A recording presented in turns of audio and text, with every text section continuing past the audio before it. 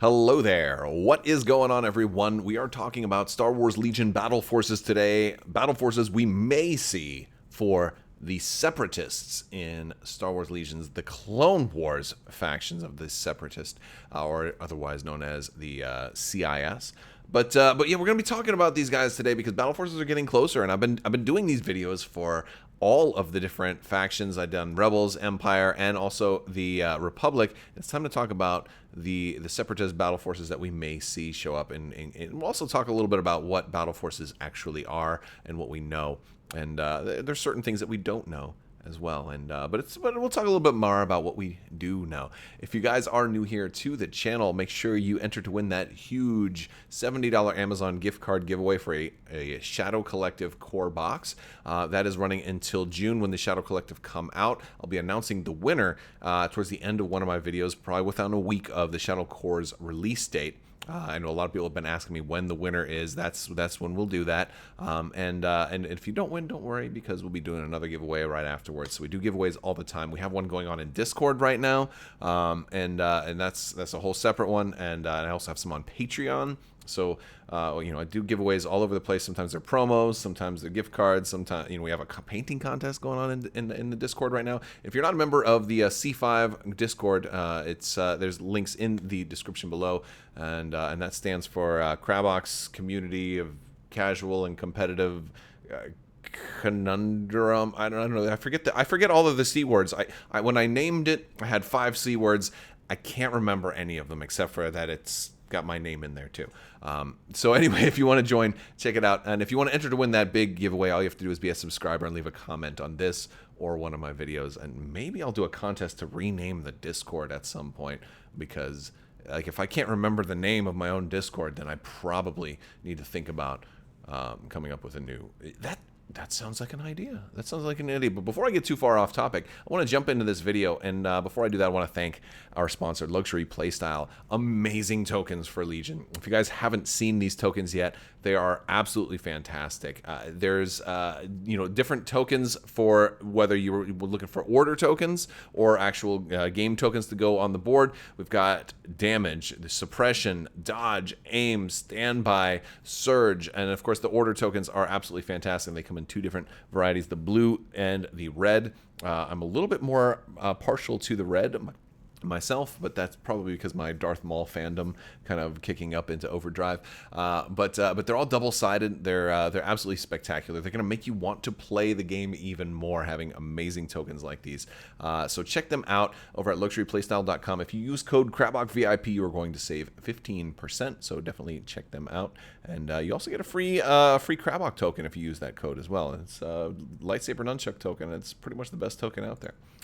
All right, so let's talk a little bit about battle forces. What do we know? Battle forces are basically what Legion players for a long time have been waiting for in terms of sub-factions. And, you've got the Separatists, and that's kind of this big umbrella covering all of the Separatists. So a battle force, we know of one that's coming already, coming very soon, probably within less than 3 or 4 weeks, is, the droid invasion of Naboo.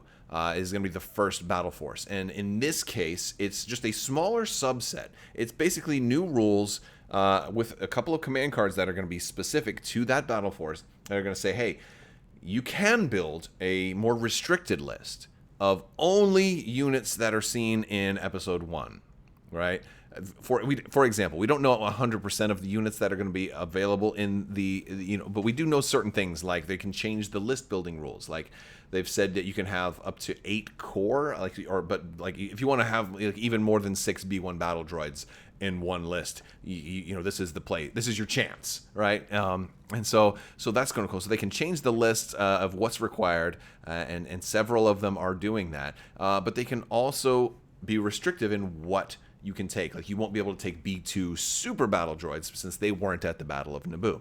Now, these restrictions of what can and can't be in these battle forces can certainly change over time. If somebody makes a good case, hey, this should be able to be there because of what maybe a book comes out that says, oh, well, there was actually one B2 droid that was there in the background, all right, then they can always say, okay, you can take one now if they get the approval from Lucasfilm, right? But that's probably not going to happen, but that's kind of how these work. They're kind of like living rule sets that can be adjusted. And the beauty of that is, if new things come out in the future, like these big, big delivery, these big transport vehicles that dropped off all the B1s, if that ever shows up in Star Wars Legion, that would actually have a natural place in this type of list. So then they can always kind of just add that and say, oh, that's also legal in this battle force. Now, why would you want to make a restrictive list? Well, for one, it's thematic, and you can kind of do that already. But like I said, you also get new rules, like maybe you want to run more than 6 B1 battle droids, and you just, you want to spend all day moving your core, right? And that would be a very crowded battlefield for sure if you had that many B1 battle droids on the field. But in addition to the ability of just saying, hey, I want more than that's there, you're also going to get new command cards. I believe we're getting 3 new command cards for each battle force that are going to be battle force specific, and these can be a little bit more powerful than the normal command cards would be. You're gonna find stuff better than like assault, push, and ambush, right? You're gonna see really cool things that kind of reward you for building a list with extra constraints.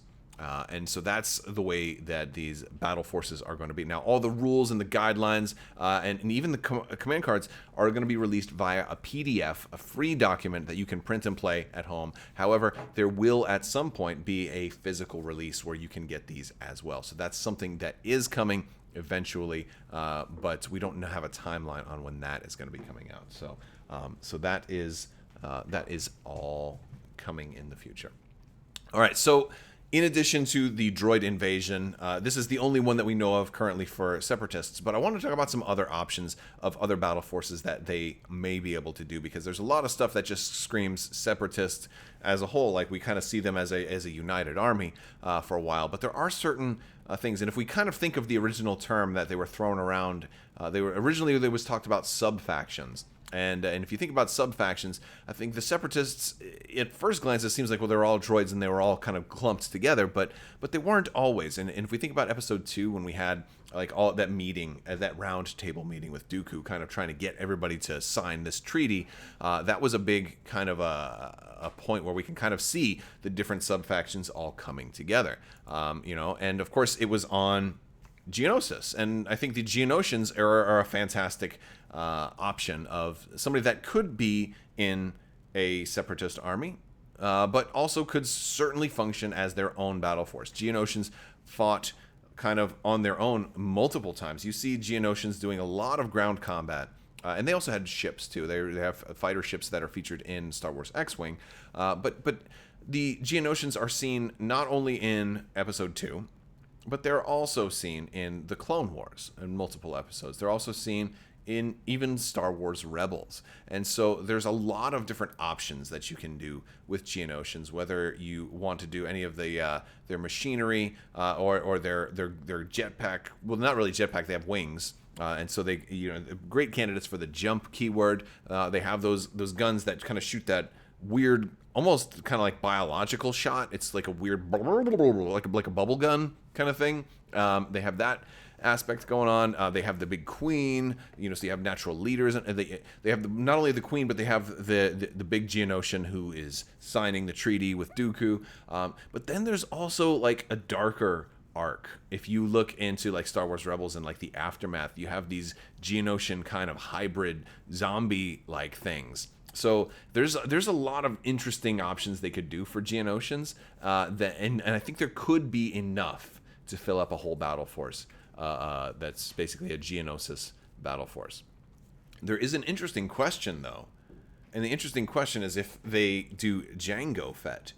Do you think Jango Fett should be able to go into the Geonosian battle force? I think there's two arguments for and against, or an argument for and an argument against. The argument for is obviously, well, Jango Fett fought at the Battle of Geonosis. He was there, right? He that was, it was Episode 2. He was present. He was shooting. I mean, technically Dooku was there too, but Dooku wasn't really fighting. Like Jango was killing Jedi, when the Geonosians were attacking and the Jedi were coming in and stuff. So Jango was definitely there. He was part of it. But if you recall, the argument against is that Dooku happened to say, there are no bounty hunters here. The Geonosians don't like them, right? So, of course, I kind of did a little bit of an Obi-Wan voice right there, but, Yeah, doing a Christopher Lee voice is a little bit more difficult. Yes, something like this, I guess. I don't know, but my point is, if he was telling the truth, then perhaps the Geonosians don't like bounty hunters, and if they don't like bounty hunters, then maybe a bounty hunter shouldn't be in the battle force. So maybe Jango Fett's presence here during this battle was more representative of a separatist army rather than just a Geonosian battle force, right? So I think that's if you're going to do Django, I feel like it all depends on how many Geonosian units, if you need like extra operatives to kind of fill in the gaps. But I think the Geonosians probably wouldn't want bounty hunters in their battle force. But that's my thought. I would love to hear if you guys disagree or if you have any thoughts on the matter. Also, speaking from that same meeting, I think another good candidate. Not everybody's there is a great candidate for their own battle force, but I think the Techno Union is a fantastic candidate for their own battle force. You have so many, of these. Like you have Wat Tambor, of course, natural leader, but you have other guys that look just like him. The Techno Union. Well, they did have like the B2s and they had their own droid army also. They were certainly one of the larger contributors to the war effort of the Separatists. But they also had, an additional big arc. Not only do they have their own arcs in the Clone Wars in the regular seasons, but in Season 7, during that Bad Batch arc, they had a whole arc where you got to see all new stuff. And so that's a really cool thing that, with Disney Plus kind of getting extra shows and stuff, they're pumping even more content into what was maybe limited availability of stuff, and now all of a sudden we've got even more. And there's so many droids, at least several that they haven't really done yet. When they're attacking Kamino, you have these kind of aqua droids that are like jumping in from afar. That'd be a really good infiltrate droid. But then in Season 7, you have this all new type. Season 7 of Clone Wars, you have this all new type of droid that totally works for Techno Union. Plus, Techno Union has their own vehicles and some of the big, tall walking vehicles and stuff like that. So I feel like the Techno Union's an obvious candidate, and I think Wat Tambor is also recognizable enough of a commander that you could easily do that. You might even be able to get Admiral Trench.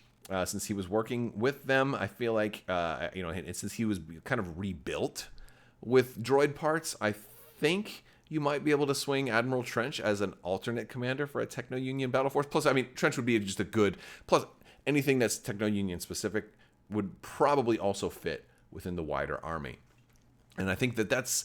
While that's not a requirement, I think, for a battle force, I think that's a really cool bonus because it's like, hey, here's something we can do kind of early that also expands the non-battle force units. And it allows you to make a unit that's maybe a little bit weaker. Like maybe some of these droids are too expensive for as many dice that they roll, or maybe they're not that great. But the fact that they can be run in this battle force might mean, oh, well, hold on a second. Now, because the command cards are so good, now it's worth taking them. Potentially, that might be something that you think about. And then, I talk about how these guys can work in the greater separatist kind of battle force idea. I think there's some that are a little bit more loosely tied to the separatists. And of course, that would be Dathomir. And I say Dathomir because I didn't want to just say Night Sisters. Right, and I've talked about this in a couple of other videos. If you watch all of my content, you probably heard me talk about Night Sisters before. This is a fantastic battle force to run, and the reason I say Dathomir is because there are more than just Night Sisters on Dathomir. Whether it be a big moth, there's beasts. Like, I feel like there's enough stuff on Dathomir to justify maybe their own faction altogether. When we thought sub-factions might have just been all new factions, I feel like Dathomir probably has enough to almost be its own faction altogether. But within the constraints of Star Wars Legion, I think they would make a fantastic, maybe a loosely tied to the Separatists battle force. And what I mean by that is there'd be certain things that would carry over, that would cross over. Mother Talzin was certainly friendly to Dooku at times, but I don't think Mother Talzin would be a commander who goes into the Separatists. Maybe you could make an argument depending on what timeline, like where in the storyline, but I just don't really see that ever happening. She seemed like she wanted to. Her primary concern was with affairs of state at home. So I don't see her like leading an army to go attack Coruscant or something like that. I just don't see that happening. But Asajj Ventress, on the other hand, absolutely would. Played both sides. And the reason I say this is not just a Night Sister option, because you also have Night Brothers. You have specific Night Brothers like Savage Opress, who of course would be able to serve Dathomir and be able to serve the Separatists. And you also have Darth Maul, or just Maul, who would of course be able to work with the Separatists, and of course be able to also work with Dathomir. Now, depending on, they may restrict individual versions of Maul, and maybe only the original Maul can work here, or maybe the original Maul is the only one that can't work here, right? Either way, you can definitely see Maul being friendly to Dathomir. He should absolutely be able to go into the battle force and be very, very cool. But I think there's so many incredible options between blade carrying Night Sisters, bow and arrow shooting Night Sisters, zombie Night Sisters, Rancors, giant moths, Night Brothers with the axes. You see even more of this of the Dathomir culture in the most recent Star Wars video game, the Jedi Fallen Order. You've got Marin also, who's another named character. So there's a lot of really cool stuff that you can do with Dathomir, and I would love to see a Dathomir subfaction / battle force show up into this game, although it may not be just a full-blown Separatist one, but it still would be closer to the Separatists than just about anything else, so that's why I include it in this video.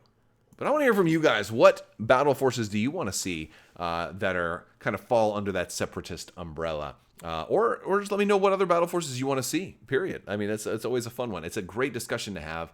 You can let me know in the comments. You can also jump into the C5 Discord. Jump into Discord and let me know there as well. And that is going to kind of wrap up today's video. It's always fun to talk about these things. It's fun to speculate on what we might see, kind of taking the trends that we've seen in the past and the possibilities of the future and seeing where they meet up. And I always like to go back and watch some of my older videos and see some of the predictions and see which ones came true and which ones didn't. It's always a fun one. So, all right, that's going to do it for today's video. I want to thank you all so much for watching. Big thanks to my patrons. You guys help make this channel what it is. You guys are superstars and rock stars and superheroes all rolled up into one. Thank you so much for supporting the channel. Thank you guys all for watching, and may the Force be with you.